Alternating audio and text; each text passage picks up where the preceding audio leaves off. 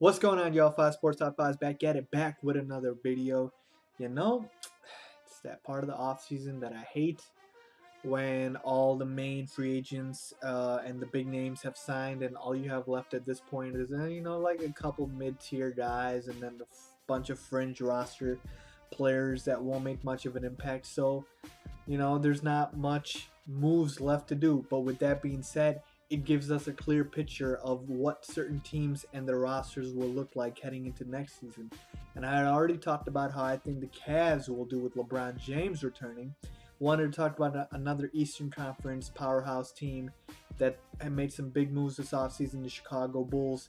And I want to talk about how far this team will go in this next year. One quick thing though I just want to say is that whenever I get to start talking about the Bulls and anyone else I hear talk about the Bulls, there's always that one guy or a couple people that always have to point out, oh yeah, if Derrick Rose is healthy, oh yeah, unless Derrick Rose gets hurt. Yeah, we get it, all right? Every Bulls prediction from this point forward for the past 2 years has been with the assumption that Derrick Rose is healthy.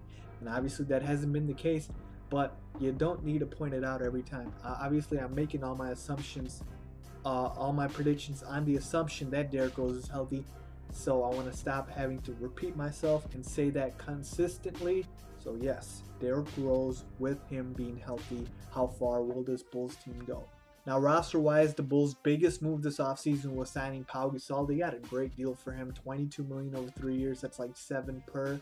There were guys getting overpaid left and right. If you saw Gordon Hayward and Chandler Parsons' contract, you'd faint. Some guys got paid crazy amount of money, so the Bulls got to steal financially for Pau Gasol. They drafted Doug McDermott. He's been killing it in the summer league, so I think he's going to be an impact rookie right off the bat. I think he's a double-digit scorer in the league for the next 10 years. But even next year, when he starts as a rookie, or when he plays as a rookie, I think he'll be a double-digit scorer. I really like Doug McDermott. Then the Bulls added Aaron Brooks, backup point guard. He's a nice backup behind Rose. He's a scoring point guard. He's a little undersized, but Tibbs works magic with undersized point guards.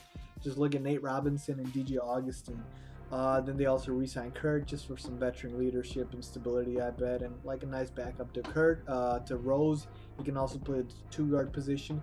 And then, of course, the guy from Europe, Nikola Mirotic, who was Europe's best player for the past 3 years. He won the MVP, I believe, a couple times. That's some talent right there, okay? Everyone knows the NBA is the best league in the world, but Europe, it's probably the second best. So winning MVP over there means something. So in terms of adding offensive firepower, the Bulls added a lot this offseason. Now, in terms of how far this team will go, I see only one threat, and if you can't already guess, it's the Cavaliers with LeBron James. But with that being said, I do feel very strongly about this. The Bulls have the best chance to win the East and represent the East in the NBA Finals in year one of this team and in year one of LeBron James with the Cavs. I say that because, if you remember correctly, even in Miami, it took them a year to sort of gel. Yeah, they made the NBA Finals, but they didn't win. So I feel like this is the Bulls' best shot before LeBron and the Cavs take off. Kyrie takes off. Andrew Wiggins, if they keep him, he takes off. And the whole roster around LeBron gets better. I feel like the Bulls, at this point, Gasol will never be younger. Noah will never be younger. Everyone else, Rose, again, what we talked about, assuming he's healthy.